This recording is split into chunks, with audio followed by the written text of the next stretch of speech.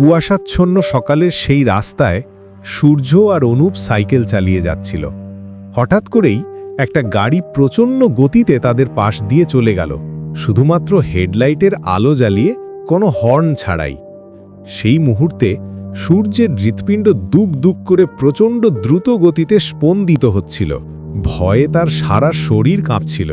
আর অনুপের অবস্থা তো আরও খারাপ। অনুপ রাগে ফেটে পড়ল। এই কিছুক্ষণ আগে তুই কি বলছিলি? একও সকালে বেশি গাড়ি যাতায়াত করে না, আর যদি করে তাহলে হর্ন বাজিয়ে সব নিয়ম মেনে চালায়, এরকম অনেক কথা বলছিলিস। তাহলে এখন কি হলো? এই যে গাড়িটা গেল, সে তো শুধু আলো জ্বালিয়ে ফুল স্পিডে আমাদের পাশ দিয়ে বেরিয়ে গেল। সূর্য মাথা নিচু করে বলল, যদি আমরা ঠিক সময়ে গাড়ির আলো না দেখতে পেতাম, তাহলে এতক্ষণে আমরা দুজনেই রাস্তার পাশে দুর্ঘটনায় পড়ে থাকতাম। হ্যাঁ, আমাকে ক্ষমা করে দে ভাই। আমি একটু বেশি আত্মবিশ্বাসী হয়ে গিয়েছিলাম। ভেবেছিলাম এই সময় কোনো গাড়ি এই রাস্তা দিয়ে যাতায়াত করবে না, কিন্তু কখনো ভাবতে পারিনি এভাবেও কেউ গাড়ি চালাতে পারে। অনুপ একটু শান্ত হয়ে সূর্যের কাঁধে হাত রাখল। আচ্ছা, এসব কথা বাদ দে, আমরা দুজনেই ঠিক আছি, এটাই অনেক। ওই গাড়ি চালক যেভাবে গাড়ি চালাচ্ছে, ওর সাথে যা হবার হবে। চল আমরা এখান থেকে বের হয়ে যাই, না হলে পুকুর বাড়িতে পৌঁছাতে দেরি হয়ে যাবে। অনেক বোঝানোর পর সূর্য ভাবনা ছেড়ে দিল। তারা আবার সাইকেল চালিয়ে এগিয়ে চলল।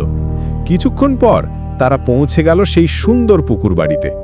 সূর্য আনন্দে বলে উঠল, দেখেছিস, আমি ঠিক বলেছিলাম না? এই জায়গাটা খুব সুন্দর। যদি তুই এখানে একবার আসিস, তাহলে তোর বারবার এখানে আসতে ইচ্ছা করবে।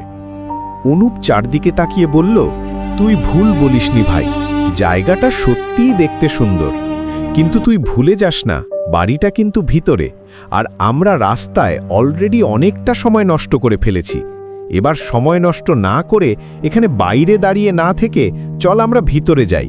তাড়াতাড়ি করে নিজেদের ব্যাগ আর বাকি জিনিসগুলো এক সাইডে রেখে পুকুর পাড়টা ঘুরে আসি। সূর্য হাসতে হাসতে বলল, আরে হ্যাঁ, আমি তোকে একটা কথা বলতে ভুলে গিয়েছিলাম। আমার মামা শুধু পুকুর আর বাড়ি নয়, এর সাথে সাথে ফলের বাগান, ফুল গাছ, এমনকি বিদেশি কিছু গাছও লাগিয়েছেন। অনুপ অবাক হয়ে বলল, বাগান? তার মানে তোর মামার এই বাড়িতে বাগানও আছে? আমি তো ভেবেছিলাম শুধুমাত্র একটা ছোট জমিতে বাড়ি আর পুকুর হবে। সূর্য একটু লজ্জিত হয়ে বলল, সরি ভাই, আসলে আমি তোকে বলতে ভুলে গিয়েছিলাম, এটা আমারই দোষ।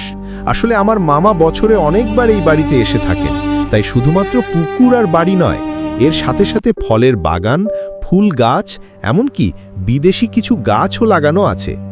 অনুপ মুগ্ধ হয়ে বলল, মামা শুধুমাত্র এই জমি আর এই সব কিছু সেট করতেই অনেক টাকা খরচ করেছেন, কিন্তু জায়গাটাও তো সুন্দর, সেটাও তো দেখতে হবে।